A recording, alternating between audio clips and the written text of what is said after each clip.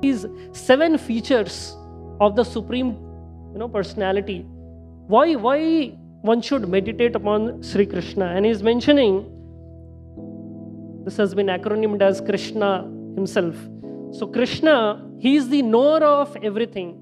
He is Abhigya. The Brahma Samhita, Lord Brahmaji is mentioning how Krishna is present everywhere.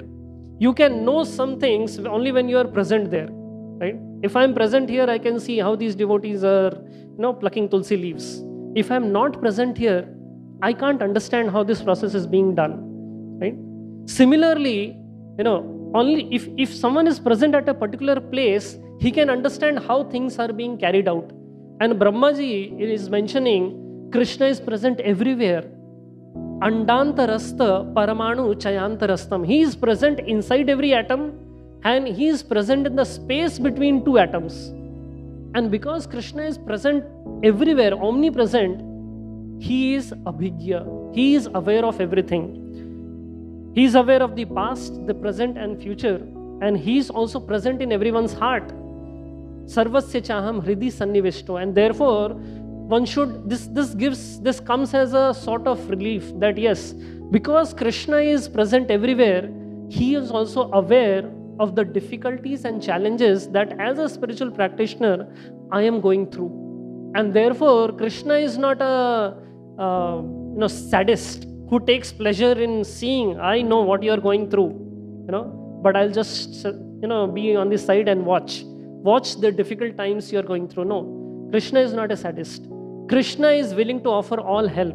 The question is, how eager are we to accept that help of the Supreme Lord? So yes, Krishna is the knower of everything. He is Abhigya. Krishna is the reason behind all creation, sustenance and destruction of the entire creation. Janmadi asya yataha anvayad itaratas, whether directly or charthveshu, whether directly or indirectly. And therefore, this is what Prabhupada explains, that this is what makes Krishna as the Supreme Personality of Godhead. He is the reason behind the entire creation, sustenance and destruction. Prabhupada used to give the example that, your father, what was the name of your father? What was the name of your father's father? What was the name of his father? The extent at which this question stops, the point at which this question stops, that is by definition the Supreme. And therefore, Krishna, because he is the source of everything, he is the reason behind the entire creation, sustenance and destruction. That is what makes him the Supreme Personality of Godhead. Krishna is independent. He is Swarat. Yesterday, His Grace Shyamanand Prabhu was giving the example of the German traveler. How Krishna, he went to different temples of the demigods and finally comes to the temple of Krishna and he sees Krishna just playing a flute.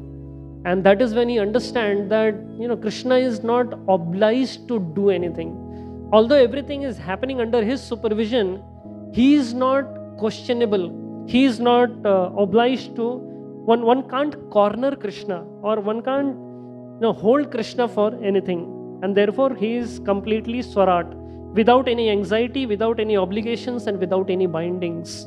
We see the example that, in the Vraj Leela, how the Vrajvasis, they had so intense affection for Krishna, and Krishna had been reciprocating to all of them, in such nice, beautiful ways. Still, he exhibited his Swarat nature by leaving Sri Vrindavan Dham.